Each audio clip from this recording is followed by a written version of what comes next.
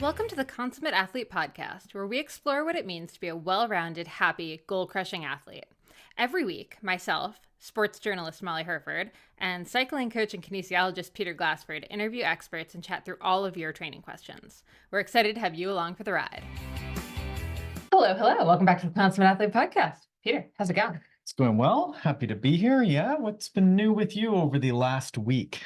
So many things, so many home projects now that we're back, so much running, a good long run with friends. That's right. You knocked off a 20-miler, so it was a big weekend, but you did all right. It was colder here, but not bad running conditions. Yeah, no, that's all been good. A little bit of niggles going on in the knee, but pain. We're working it out. It's all fine. We're not going to panic about it just yet. Well, you're remembering you have all these gizmos and gadgets. You have those compression leg boots. So we're going to try and pull out. I always find people buy these gizmos and then they don't get used. So to be fair, I used those so much when I first got them. Like I was so good about it. And then I think I've just incrementally slowly just gotten busier and busier and busier to where, it is really hard to find the hour to sit in them. I mean, that said, this isn't an ad for the compression boots. I'm just saying, when you buy a gizmo, you want to believe in it and use it here periodically. Sure. So there you go. You can bring it back out and change the routine. Yeah.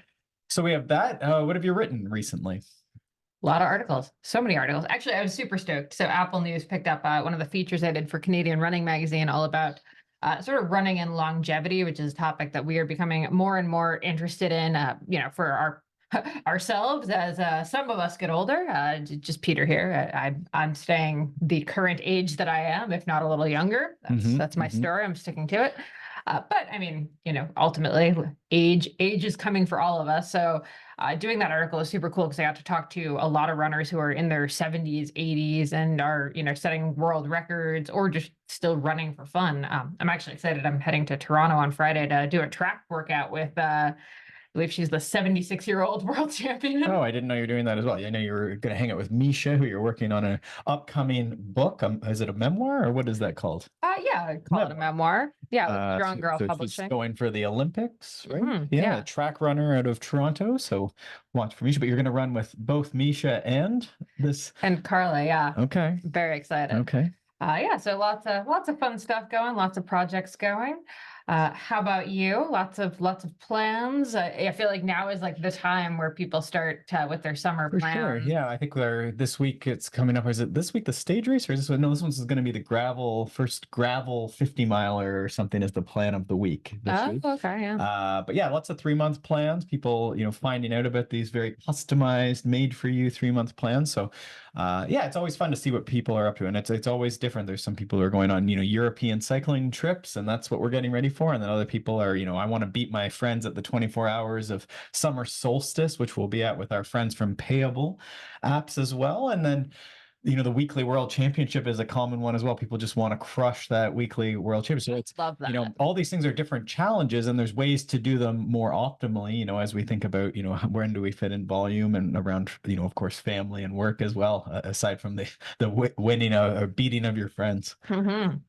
And I mean, that's all sort of leading us into a lot of the questions we've been getting. We're mid-March now as we're recording this, and the weather is in most places starting to kind of turn to the it's maybe not optimal to ride outside. Seems like if you're not in Tahoe, you're getting a bit of taste of early spring. It seems like what's happening. Tahoe, I think I haven't actually seen that, but people keep telling me that Tahoe gets a lot of snow. But I did see that there's record temperatures set on the west coast of Canada, Edmonton and Banff. And then certainly here in Ontario, more in central. I mean, that's what we're looking at. It's in the negatives today, and it is snowing. But then it goes back. It does go back. That's what makes March a really tricky month, right? In April in Canada often, yeah. For sure, yeah. The spring is a tough time. And I mean, I think those first few rides outside, inevitably, they're going to be the full-on, tights and booties and jackets and kind of all of that stuff. Or at the minimum, the question mark of what do you wear, right? I think both of us in the past week have gone outside and come back in and had to change Well, and I was going to entirely. say, it's not just cyclists. We always talk, cycling is more gear heavy. You're going to have things on the bike, different bikes, different, the wind becomes much more of a factor versus running is, a little more flexible. You can leave in a coat and unzip it. But there's still, days you've left in shorts and then days you're in No, tights and then days you've probably regretted either choice. 3 days this week I have left the house and come back and changed. So yeah, we'll talk through some strategies for this time of year. Yeah. And this is in line with, I just had my latest article come out with Canadian Cycling Magazine. I think this will be in the most recent issue. So we're in March. So it'll be sort of a March, April issue, I think. But it's also linked online for subscribers. And the idea is, should I stay indoors or should I go outside now? And I'm not sure what Matt was thinking with the now, but Yeah, now is like really maybe abrupt. really. now is this spring exactly what we're talking about. Yeah, I like that. It sounds very like demanding right now, immediately. And so as you're we'll listening link to that article. Again, you do need to subscribe to get the whole gist of it. But we also have a video apparently that Molly and I did. We did a talk for Ontario Cycling in 2021, maybe, about prepping to get back outside on the bike in the spring. Yeah, that was a whole presentation. So you can watch the entire thing, or we'll give you a bit of the cliff notes here, the spark notes. Sure. Yeah. So I think the first part, let's just maybe talk about like the why you should want to get outside right now. Because I mean, you've had this from a few clients this week.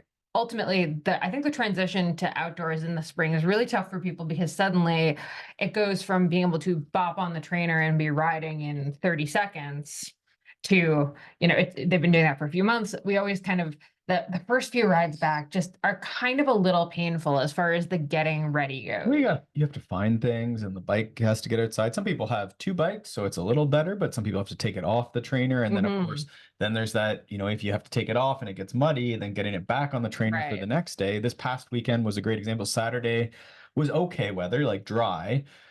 Still chilly, but great ride outside. But then Sunday, most people ended up indoors because it was snow, sleeting, and again, even colder than it was Saturday. So you could be in trouble then if you had to get your bike cleaned and set up on the trainer. Again, this is a lot of time for people. You're maybe carrying your bikes into the house, into the basement, upstairs, into apartment buildings. We all have different barriers and things we have to overcome to make this happen. Yeah. So I think my first tip is probably just like when you first hit this outdoor riding season, there's probably almost like an easy one of your off days or easy days or whatever should really be the preparation for the going outside. So this is where we do pull out all of the clothes and the gloves and the caps and the hats and the booties and everything. And the way, a lot of times clients will spend too much time staring at the forecast. What I really look at in the forecast is, will I be getting wet? Is it going to be cold? So then this influences the coats and the vests. And I haven't actually gotten much into long, like tights this year, where it gets really sub-zero. But yeah, are you going to need those? So getting those things ready. And then is it going to be possible to get out likely, right? And this will depend a little bit on when you can ride during the day. When it's dark all winter, it gets harder if you're 9 to 5. Well, and a lot of people are probably a little annoyed if they were early morning cyclists because you just were able to ride outside in the early morning for the last few weeks, and then daylight savings time came, and now it's more you can get your after work ride in, but your morning ride is going to be a bit more of an issue. So I break this down in the article. It's certainly not, I think my bent is usually that outside is great. We have to do things like looking where we're going. We have to navigate. We have to balance our bicycle. So there's a lot of things that indeed riding outdoors is effective because it is the thing. Whereas indoors can be time efficient. And this is the gist of this article. Now, we have to recognize that we have lots of people who, again, work a ton, have kid stuff. They have 30 minutes to get this done. And if they get a flat while they're out or stopped at a bunch of lights or crash, and then their kids are alone or they can't get them to soccer or they don't get to the important meeting. So there's a lot of reasons that you would train indoors. Certainly where you live. I have a few clients that never ride indoors, but they have no kids. Their schedules are very flexible. They live in a great location where, they can fat bike almost out the door. The roads are very safe. They have all the clothing. They have the power washer set up, the indoor heated shack. They love doing mechanics. And so there's a big spectrum there between the person who lives in the city and has kids and everything else. For sure. During the week, what I say in the article, when we get into spring, because we are assuming that these two people might be going to the same event. They might all be going to Paris to Ancaster or a Spring Classic, Barry Roubaix. What are some of the other big ones in the States?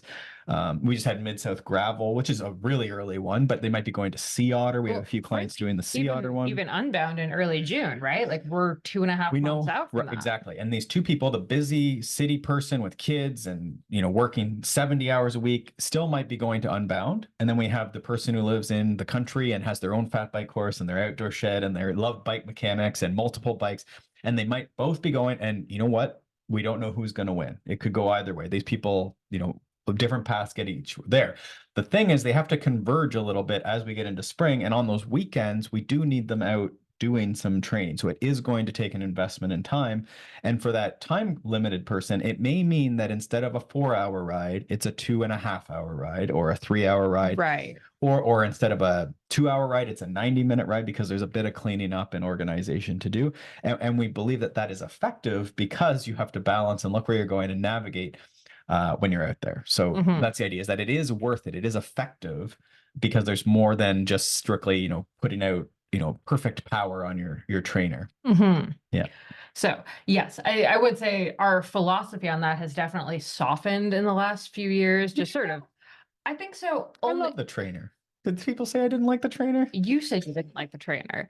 I would Well, say no one likes the trainer. I would say as a young man, you were like a little more hardcore on you need to get outside as much as possible. And I think as we've gotten a little older and like started to recognize time commitments and constraints and lives being busier, we're much more understanding of the fact that for a lot of people, the trainer is really the only way they're going to get rides in. And it's not necessarily like just gritting it out. Which is sometimes a good way of looking at these questions, right? Is like, what are the actual alternatives and like options for you, right? And the thing we also, I guess, are maybe more cognizant of too is, sometimes the risk is also very high, right? Some of these people might go outside and they're very skilled, or again, they have studs on their bike. Maybe the roads aren't as slippery where they are. And then other people, if they fall, they can't afford to fall over and, their hips are delicate or, whatever. We get more delicate. We can't afford to be out and have injury. So yeah, you have to sort of parse through that and see like what is the best path forward, recognizing that at some point, in 2 months or less, you are both going to Kansas and riding 200 miles with a bunch of your favorite friends, and it's going to be muddy and you're going to be on and off your bike. So we do have to prepare you for the challenge, but we recognize that there's lots of ways to get there. Yeah, exactly. So, the one thing, this past winter or this past weekend, when we're just talking to these skills and the benefits of the riding, this past weekend, I was out and I did hill intervals on the Sunday. And so it took about 2 hours door to door. I told you I was eating Cheerios 2 hours after I was getting dressed. This is true. I was there. And I had a 92-minute workout door to door with intervals. And it started chilly, but okay. It turned into a snowstorm. It was the weirdest weather ever. So I was having to go, I started warming up with big lobster claw gloves and a raincoat over top of my coat to warm up. Then I had the raincoat off. I took the gloves off, went to more like knit gloves. Then it turned into zero visibility, like rain snowstorm. And so I had to finish the last 2 intervals with almost no visibility. And at the top of the mountain, I'd have to do up my coat, put up my like face warmer thing, then descend back down the mountain and then go back up again and undo my coat. So there's all these things where you're practicing taking coats off, taking gloves off, switching gloves, which, you in Unbound, you're probably not switching off multiple sets of gloves, but you might pull your gloves on and off or grab food or stretch your back. So it's all, certainly doing up coats and undoing coats, riding no-handed. So there's all these things that are embedded into that experience of, yeah, it sucked. It really wasn't great. I was cold at finishing it off, but some of these experiences are things that then transfer to, even in a hot race, grabbing stuff out of your pocket, stretching your back, these sort of things, right? And so that's part of what we would do versus indoors. Sure, I could have done the exact same workout indoors and maybe it would have been more perfect and maybe I would be done in, 100 minutes instead of 120 minutes. And that's including like spraying the bike off and re-lubricating it and getting it dried off to bring it into our condo. That I guess I'm just trying to say, like, I could have probably, or maybe I would have ridden 2 hours or 8 indoors or something like that. Yeah. Sure. Okay. So, for someone who is kind of in that transition to outdoors thing. I do think we talk a ton about gear organization here and on the website and in our book, Becoming a Consummate Athlete, which by the way is on Kindle Unlimited if you Hey, you were just if you telling me have that yet yesterday. to I didn't read. realize that. So you Um, can like read it for free. yeah, There you exactly. go. At any rate, I guess if we could encourage people, if they have Kindle Unlimited, just sort of flip through those pages would be yeah, great for us. exactly. It That would doesn't be cost you money, fantastic. but Yeah. we apparently we get paid per page or something. Also rate and review. Super, yeah, super helpful. Anyway, big part of what we talk about is gear organization, because I think this is actually more of what stymies people than the idea of actually going outside is oh crap, where are my gloves? Where are my booties? The jacket that I want is in the wash. Like, I don't know where the jacket I want is, all that stuff. And I think if you just take the time to kind of figure out your setup now and have, here's your drawer with all of this stuff, and here's where the gloves live, here's where the jackets live, here's Mm. sort of the 5 things I do on the bike as far as like cleaning it each time. Um, Kind of getting after every ride, getting everything back to what do you call it, like factory reset or factory default or whatever. Yep. I think that all really helps speed up the getting out the door, because I think most of us, it's more of just like it's going to take forever to get ready. And you kind of are dreading that. And the trainer just seems so easy by comparison.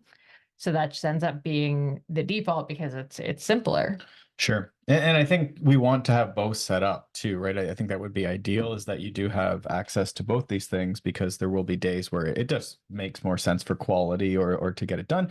And we do think sometimes it's actually you're combining these things on a weekend. Maybe you can go out and you can grin and bear 90 minutes, but you're trying to get 3 hours in again because you're getting ready for Unbound and it's coming. So you're trying to get that 3 hour when you have the block on the weekend, but you have to come indoors because you're freezing and it turned into a snowstorm and it's getting dangerous outside.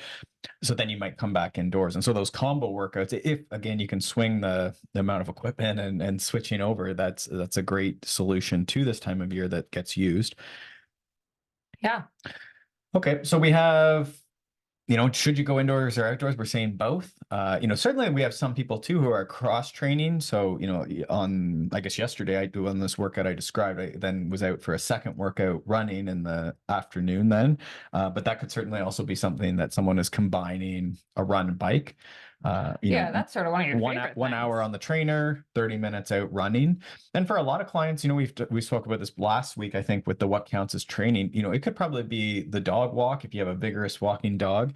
You get out and starts trudging, and we always say, wear the heart rate monitor, and that will give you an indication of whether that is. But for a lot of people, walking can actually be decent cardiovascular training. And if you were going to sort of warm up, cool down anyhow on the bike, you do the main meat of the workout, then maybe that cool down walking is actually an okay scenario. And again, save some of that motivation and get some of these other factors that we like about cross training as far as range of motion, time in nature, these sort of things. Plus, your dog is like, Well, and I mean, again, we only have so much time in the day. So it's, if the dog does have to get out, maybe you're going to go pick up something, do an errand, just phone someone while you're doing it. There's some of these things you just, there's only so much time in the day, right? I will tell you, yesterday I had to drop a return off at Staples, and it was like the clangiest metal thing that had like pieces in it. So as I ran with it though, so as I was running to Staples, I had this like box in my backpack, and it was just clang, clang, clang every step I took. Like the looks I got. Also, then Staples was closed, so I had to like add an extra 40 minutes of running to wait for it to open. So good time. I think people thought I was sort of nuts on the trail, but you do what you got to do. Sure. Sure. And I think maybe the only other, so we were talking about errands, making those into a thing. And I think as we're trying to get the volume built up, the other option we have is doubles on the weekend, which sometimes fits okay in schedules. Maybe you have kids and they're going to get up at whatever time kids get up, and you're going to get up early and do 30 to 60 minutes on the trainer. And then maybe later in the day you can sneak out, in the afternoon, which there's a mental hurdle a lot of times as you get later in the day. Some people are used to it because they train after work. They train at 5 o'clock and 6 o'clock and 7 o'clock and 8 o'clock and 9 o'clock at night. But you could use that on the weekend too. So it might be an hour in right off the bat, and then 90 to 2 hours in the PM, or a combination of sports, certainly the cross country skiing and that sort of thing through the winter. We'll see if he'll use that. So that's another thing, is that we're trying to get ready for the, bigger weekend rides the second weekend. And usually it's in April and into May. you might be doing that on the weekend where you're trying to divide these and just find a bit of windows, a couple windows on the weekend. And maybe just, maybe you're like me and now the idea of riding more than 90 minutes on the trainer, even an hour is crushing. You might have to deal with, 2 1 hour blocks. And I think that's great, right? We really like frequency in the running world, the rowing world, the swimming world. These double workouts are so normal, whereas in cycling we see less of them for a couple reasons. We don't support our body weight, and there's sort of a difference there a little bit, but I do think that it's a very effective way to train. And we know, we talked a bit about that frequency limited, where people at first have to get up into 5 and 6 rides a week. For some people, that might be a way to get to 5 or 6 rides, but you're still getting your 2 off days, right? Where Ooh, yeah. right, you're getting an extra dose on a Saturday, you ride twice, and then maybe you can still take Monday and Friday off, or you have to because of life. Right. So that would be the other thing is, even just volume aside, which we all think about, frequency might be something we can, leverage a little bit as well. Yeah, and that feels nice on the calendar. Just to like have all the little like X'd off or green light or whatever you want, Sure. however your Yeah, method of more recording workouts. is. Yeah. Okay, cool. So that's that. Is there anything else? Did you want to talk about like equipment, or what else did we want to talk about as far as spring training? I mean, I think that pretty much covers it. I would definitely say I've talked a bit about this on the blog. I was doing kind of a series that was like things that I think are worth like saving money on, splurging on, that kind of thing. And I will say a good raincoat, like if you don't have a good cycling rain jacket, that is probably like the best investment you can make. I tend to go a size up because that way, if you don't have a winter coat, a raincoat can be your winter coat if you just layer enough under it. So I always like going the size up so I can put more stuff under it. Yes. But yeah, absolutely a good raincoat. I like 7 Mesh, Gorewear. We've had a couple good ones from Rafa. I wear a lot of Pearl Azumi, stuff yeah. too. Yeah, and it's definitely, I do a lot. So I have like a heavier raincoat if it's really raining. And often it's not as cold if it's raining. It could be cold, but not, sub-zero. I think that's assumed if it's raining, not snowing. But then I do like that bigger coat. I often get one that's a little bigger, that's super stuffable, super packable, that I'll warm up with. So I'll put that on over top of like a bigger coat or a couple long sleeve jerseys or whatever I'm wearing, and I'll start warming up. Almost, I call it like my garbage bag. I like put a garbage bag on because I do not like being cold rolling out. But then this thing, I can either stuff it down the front of my shirt, or I can just, it stuffs, so I can put it in my pocket or pack or whatever I have with me. So anyone who's cold, like a cold person, I always say, if you don't ever get to that where you're too hot and you're overdressed, be ridiculous about it. Like, wear the garbage bag coat, wear the puffy coat over top of your cycling clothes. Like, some people might have to wear winter jackets, like actual ski jackets, and get out to where it's comical. Like, you are so sweaty, and then you'll be like, oh, winter riding isn't that bad. I can actually be too warm. And I think that's a great spot to get to. And then you can start playing with things like removing hats, that's why I have multiple sets of gloves, is for cooling, which lets me overdress my core, but then play with what's on my hands for cooling, right? So I think that's a great tip that you said there, is around like the sizing of the raincoat sometimes can be a thing to leverage. For sure. Velocio also has a packable like windbreaker. It's pretty rainproof, and it is the stretchiest thing I have ever worn for a jacket. Like, I can fit it over my run pack. Which is nice, because then they don't get caught in the wind. That's the only thing about a bigger coat, is that you're going to end up with like a sail. Yeah, you're the flappy sail person. The stretchier, the better, for sure. Yeah. And the nice thing with that is, like I say, I can zip it over my my pack, so that's actually helped even on the super cold days where I need the hose to stay not frozen. Which is a common thing. Yeah, to be able to zip it over, and then if I want to take it off and stuff it in, is a really, really big plus. And I think for running, that warming up idea is probably great. Even some people are leaving early in the day because they have to do it before family, so it might be super cold to start. And again, you aren't as warm, you're not warmed up perhaps, so then this will help you get sweaty. And then just as you start feeling that, you might stuff it down the front of your shirt, or like I say, just stuff the whole thing if you think you're good and rolling. Sometimes it's, getting to the trail, or getting to for us, it's out of the city. So it's like more open road. And then suddenly you'd go to gravel or to the trail. So for mountain biking or gravel, I find often once I get to the off-road terrain, you slow down. So the wind's less, it's more sheltered usually.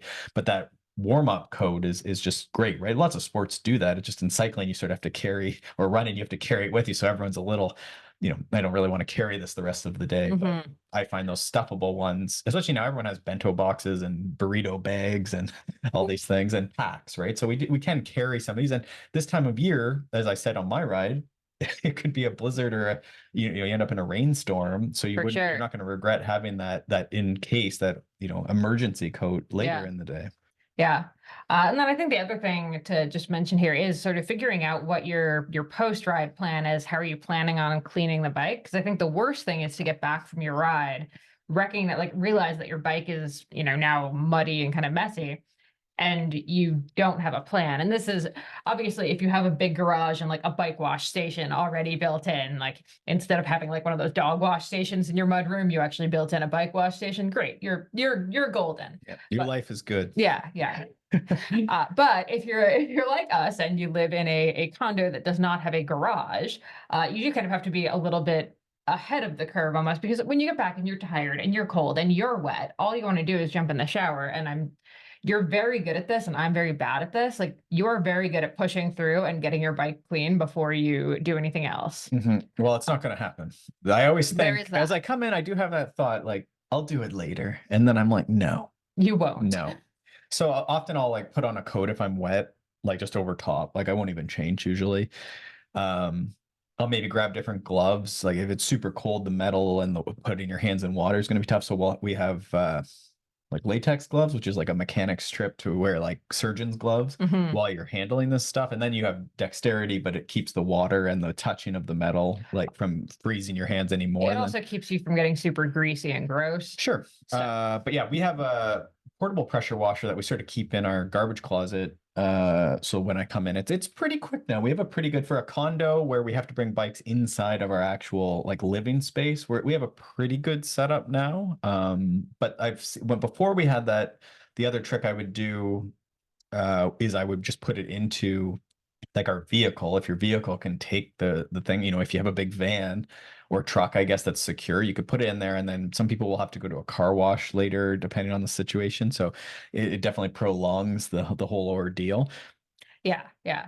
So I think just having all that stuff kind of ready to go before you leave, so you're not trying to find the towels and find the dish soap and find the Try and bucket get and your all that. system as close to like if the hose can be set up. It's tough this time of year because some hoses you don't want them to freeze Yeah, depending on where exactly. you are in the world. But there you go. Yeah. All right, cool. All right, before we get into our last question, quick shout out to our sponsor, AG1. We've talked about it before. We'll talk about it again. Just the easiest way to hit all of your nutrients. You've got minerals, vitamins, probiotics, prebiotics, adaptogens, and of course our greens, just kind of our one-stop shop That's for right. the, And it's NSF or sports certified. yeah, So we like that. It's, guaranteeing what's in there. yes. And I think I said it last week, but we ran out for a couple weeks in February there, just poor planning on my part. And definitely my hydration in the morning took a nosedive. I'd say I didn't feel quite as perky all day. Yeah, I think it's one of the best ways to very quickly ensure that you're drinking a pint of water early in the morning. And I think it tastes great. It does. It does. So, And a lot of times what we talk about with this product is we like it because it has a lot of the things that people are looking at. It's got the probiotic and, you see the adaptogens, the mushroom complexes are sort of trendy right now as well. So that's in there. Bit of a multivitamin is in there. So it does sort of bring it down to here's one product. You don't need to go searching for a bunch of different ones or combining things or mhm, risking, contamination in some of these. exactly. It's sort of this one source. So it's a lot easier to say, this is the one that I'm taking. Yep, check. Yeah. Yes, so you can head over to drinkag1.com/Molly H. If you sign up, you get 5 free travel packs, a year of immune supporting vitamin D, and of course, the AG1 delivered right to your door. Very convenient. Highly recommend drinkag1.com/Molly H. Okay. Last question. And actually, this sort of relates to our other question, but it's a bit more nuanced, I guess. Am I the only person who doesn't use the trainer over the winter? So this is someone who doesn't ever use the indoor trainer. Will cross training be enough to, I guess, prepare you for the racing And season? maybe implicit in this is they're not the person I was describing who has the heated shop, loves bike mechanics, and is riding every single day, just like, dealing with whatever winter conditions are Right. presented to them, fat biking and gravel grinding, and ice, the icicle. I would say these are the people with like the icicles on their beards and the Mhm. beardsicles. this isn't what this person is suggesting. They're suggesting they're doing other things. I know the person, so there's a bit of crossfitting in the mix. They're staying active, maybe doing a bit of winter sports, but nothing, huge. They're not doing massive hours or anything like that. So the question is, will it be enough? It's an interesting question. And then you need to ask for what? Mm. And that's what we don't necessarily know here is, what is the goal? Are we getting ready for Unbound Gravel 200 miles in end of May, early June? Or is it, I want to ride mountain bikes with my friends sometime in May? In Ontario here where we are, it's end of May usually, and it's for some reason it's all open now in March, but this is any regular year perhaps.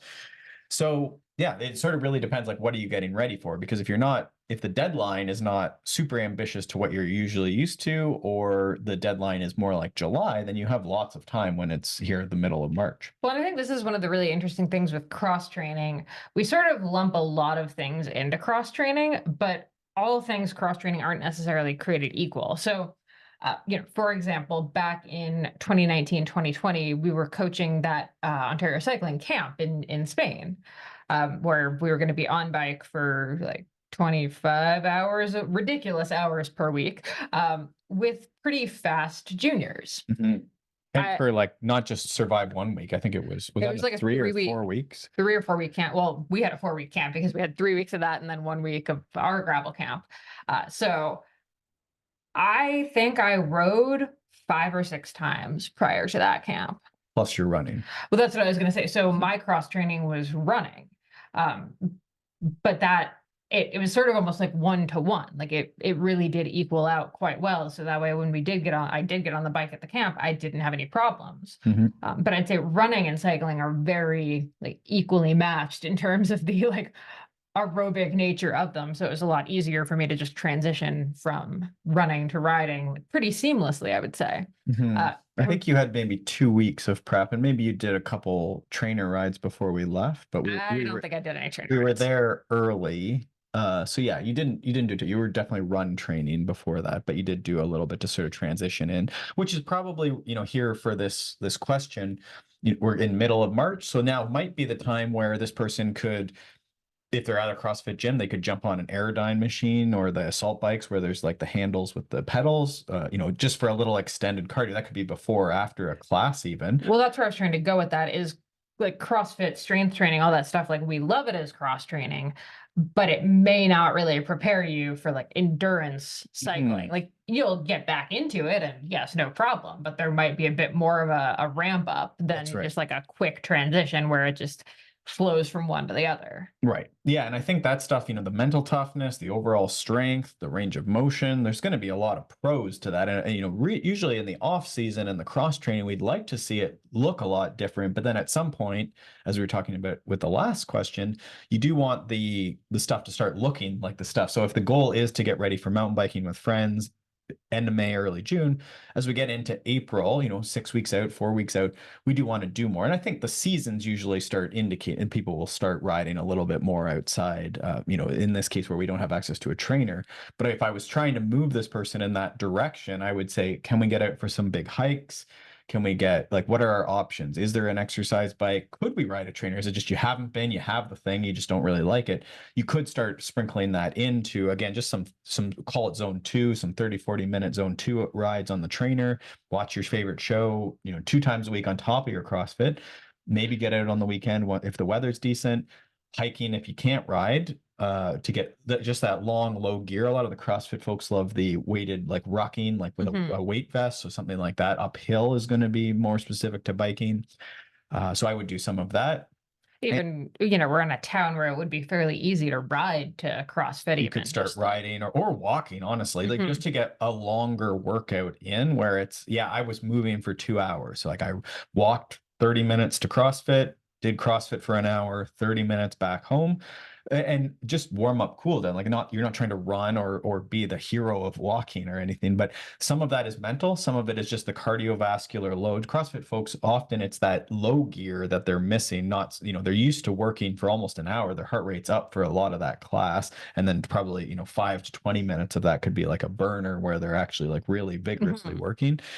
So yeah, we're just trying to shift that over a little bit, but Yeah, I don't. I think you could go deep on, actual exercises in the CrossFit, but I don't think so. I think if there was ever an option like versus rowing versus the biking stuff, I would maybe, start trending towards more bike stuff. Obviously, if you could do a bit more of that, because that would be great. Even if it was like 30-second intervals on an assault bike or a spin bike or a Aerodyne, something like that. That could be, again, you're just pedaling. So I think probably take the specificity when you can get it this time of year. But all that to say, I don't think that this person would be alone, but it is sort of dependent a little bit on, like, if you're trying to race something, especially in the spring, the training is more year round and a little more specific, but I see no reason that you couldn't stay fit, with CrossFit, with cross training, and then sort of ease it into the season as the season comes. As we often say, cross training, not a crime. Not a crime.